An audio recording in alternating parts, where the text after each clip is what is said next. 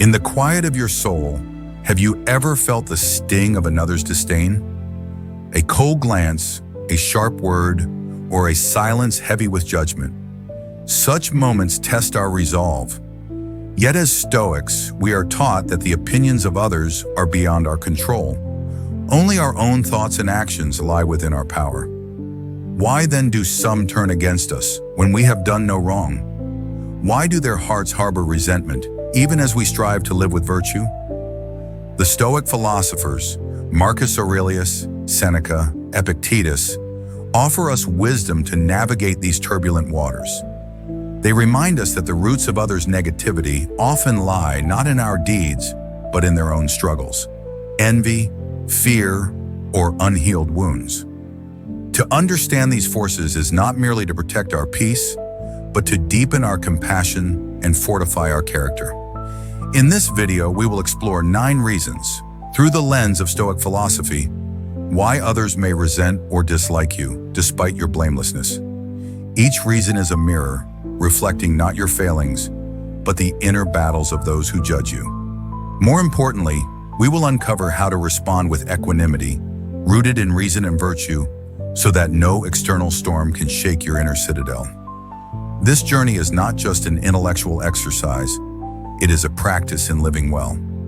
As Seneca wrote, "There is no enjoying the possession of anything valuable unless one has someone to share it with."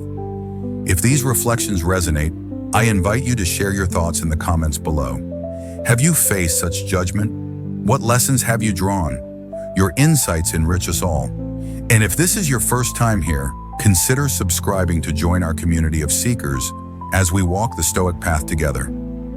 Let us begin. Number 1, envy and jealousy.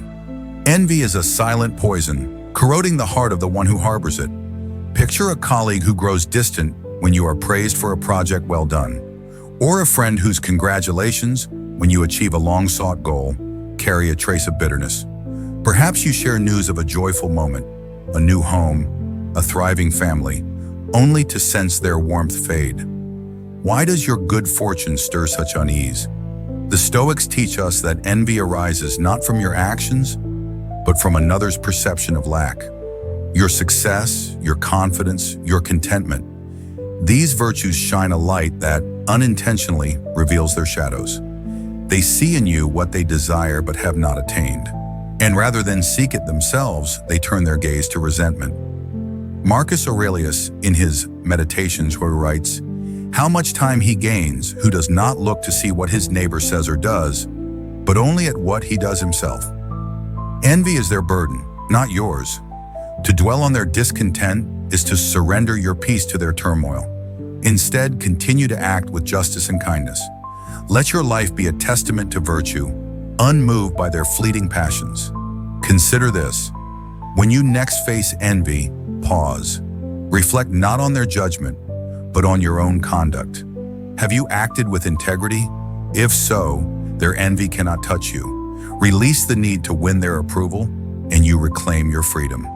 Live well, and let their discontent dissolve in the face of your steadfastness. Number 2, misunderstandings. Words, though spoken with goods, often bear the seeds of discord. Imagine offering a gentle jest at a gathering, only to see a friend's face harden, or sending a message of concern, "Are you well?" and receiving a curt reply. These small misunderstandings, left unaddressed, can grow into walls of resentment. Why do our intentions, pure as they may be, sometimes spark such discord? Epictetus reminds us, "You have power over your mind, not outside events. Realize this, and you will find strength." The fault lies not in your words, but in the lens through which they are perceived. A tired mind, a wounded heart, or a moment's distraction can twist your kindness into offense.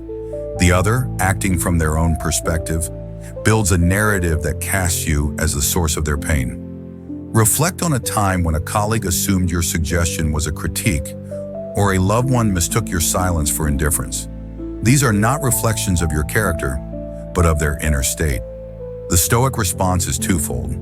First, seek clarity with patience. Did my words wound you? Let us speak plainly. Second, accept what lies beyond your control. If they cling to their error, release it. Your duty is to act with reason, not to bear their misjudgments. In practice, this means cultivating mindfulness in speech. Speak with intention, listen with presence, and when discord arises, respond with calm inquiry. Yet know this, no matter your care, some will misunderstand. In such moments, stand firm in your virtue and let their error pass like a cloud across the sky. Number 3, differences in values. Not all souls tread the same path.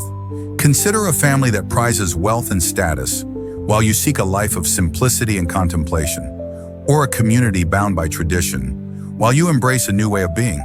Your choices, though rooted in virtue, may unsettle those whose values differ.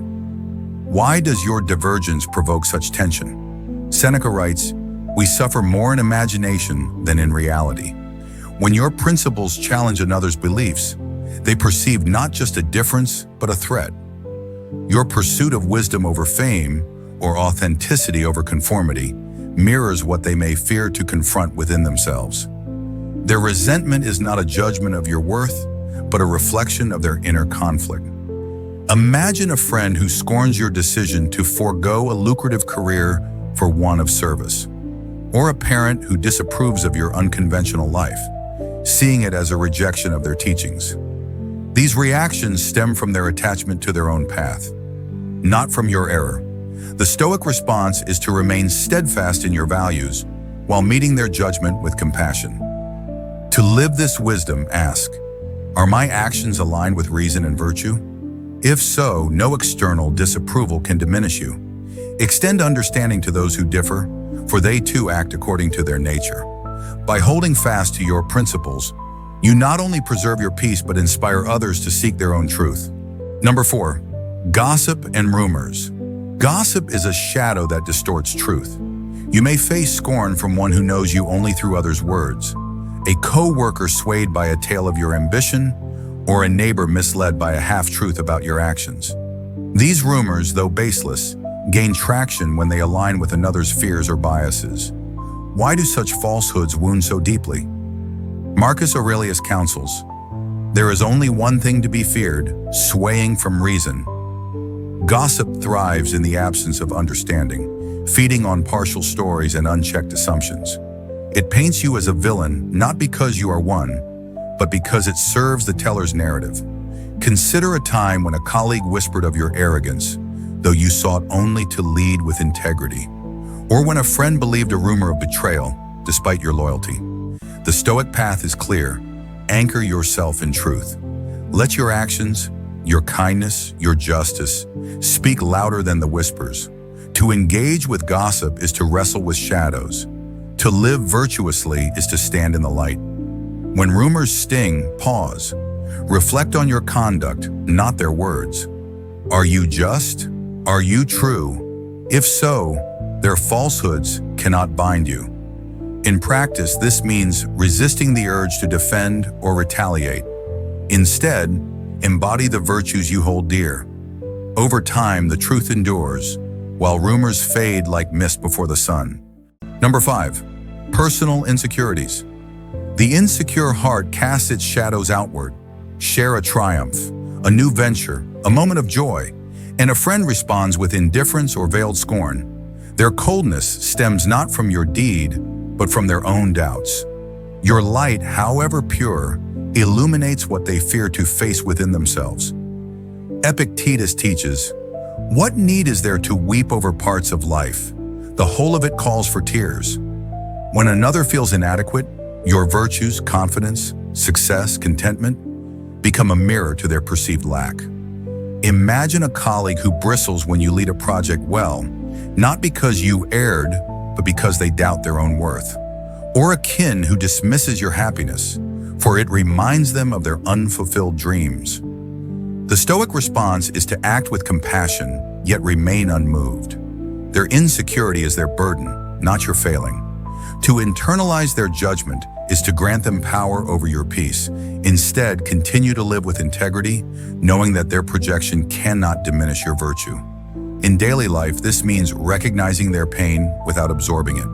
When their doubt surfaces, respond with kindness, but set boundaries to protect your tranquility. By focusing on your own conduct, you free yourself from their inner turmoil and walk the path of reason. Number 6, lack of empathy.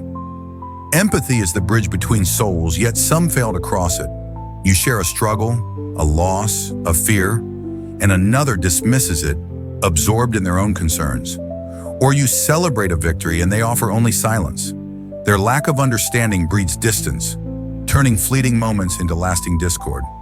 Seneca reminds us, you must live for another if you wish to live for yourself. When empathy is absent, others judge without seeing, act without feeling. Consider a friend who ignores your grief, preoccupied with their own trials, or a colleague who overlooks your contributions, blind to your efforts. Their detachment is not a verdict on your worth, but a reflection of their limitations. The Stoic path calls for equanimity. You cannot force another to feel, you can only govern your response. Meet their indifference with patience, yet shield your heart from their neglect. In practice, this means seeking those who share your capacity for understanding, while accepting others as they are. Their failure to connect diminishes them, not you. When faced with such coldness, pause. Ask, have I acted with kindness? If so, their response cannot sway you. By cultivating your own empathy, you not only preserve your peace, but model the virtue others may one day emulate. Number 7, competition and rivalry. Rivalry, when untamed, breeds enmity. A colleague may undermine your work, seeking to eclipse your efforts. A friend may strive to outshine you, not to grow, but to diminish you. Their contest is not born of your fault, but of their need to affirm their worth. Why does competition turn so bitter? Marcus Aurelius writes, "Our life is what our thoughts make it." When another sees you as a rival, they project their insecurities onto your success. Imagine a coworker who spreads doubt about your achievements, hoping to claim the spotlight, or a peer who competes not to excel, but to see you falter. Their actions reveal their inner strife, not your inadequacy. The Stoic response is to focus on your own purpose. To engage in their rivalry is to stray from reason. To pursue your virtues is to rise above. When their ambition clouds their judgment, remain anchored in your principles. Your aim is not to defeat them, but to live well. In practice, this means redirecting competition toward self-mastery. When rivalry arises, reflect, am I acting with justice? If so, their strife cannot touch you. By centering on your own path, you transform rivalry into an opportunity for growth, leaving their conflict behind. Number 8, social expectations. Society binds us with unseen chains. Choose a life unbound by convention, perhaps one of solitude over fame or authenticity over conformity. And others may resent your freedom. Your courage to defy their norms stirs discomfort, for it reveals the limits they dare not challenge. Epictetus declares, "Is freedom anything else than the right to live as we wish?" When you live according to your reason, you expose the fears of those tethered to expectation. Imagine a community that values tradition, yet you forge a path of innovation, or a family that demands compliance while you seek truth. Their disapproval is not a measure of your worth, but a mirror to their conformity. The Stoic path is to remain resolute. Your life is yours to shape, guided by virtue, not by others' scripts. Meet their judgment with understanding, for they act from their own constraints. In practice, this means embracing your choices with conviction, while extending compassion to those who cling to the familiar. When their expectations press upon you, pause. Ask, am I true to my principles? If so, their criticism cannot bind you. By living authentically, you not only preserve your peace, but light the way for others to find their own. Number 9, lack of recognition. To be unseen is a quiet wound. You labor tirelessly, perhaps on a project, a kindness, a dream, yet another gains the praise. This oversight breeds resentment, either in your heart or theirs. A colleague may scorn you, feeling their own efforts ignored, or you may feel the sting of being overlooked. Why does recognition matter so deeply? Seneca teaches, "To be content with little is true wealth." The need for external validation is a chain. True worth lies within. Consider a time when your dedication went unnoticed while another was lauded, or when a friend passed over for acclaim turned their frustration toward you. Their bitterness reflects their unmet desires, not your failing. The Stoic response is to seek the quiet reward of a life well lived. Applause is fleeting, virtue endures. When recognition is withheld, focus on your own conduct. Have you acted with integrity? If so, no external slight can diminish you. In practice, this means celebrating your own progress and extending appreciation to others. When you feel unseen, pause. Reflect. Is my purpose true? If so, the world's oversight cannot shake you. By finding contentment within, you free yourself from the need for praise and inspire others to seek the same. And so, we see, whether through envy, misunderstanding, or unmet expectations, the disdain of others reflects their inner struggles, not your worth. The Stoic path calls us to master our minds, to live with virtue, and to let external judgments fall away like leaves in the wind. These 9 reasons are not indictments, but invitations to deepen our compassion, to fortify our resolve, and to walk the path of reason. As Marcus Aurelius reminds us, you have power over your own mind, not outside events. Realize this, and you will find strength. Let us carry this wisdom into our lives, meeting each challenge with equanimity and each soul with understanding. If these reflections have stirred your heart, share them with another who seeks the Stoic way. In the comments below, reflect, which lesson resonates most deeply? Your insights light the path for us all.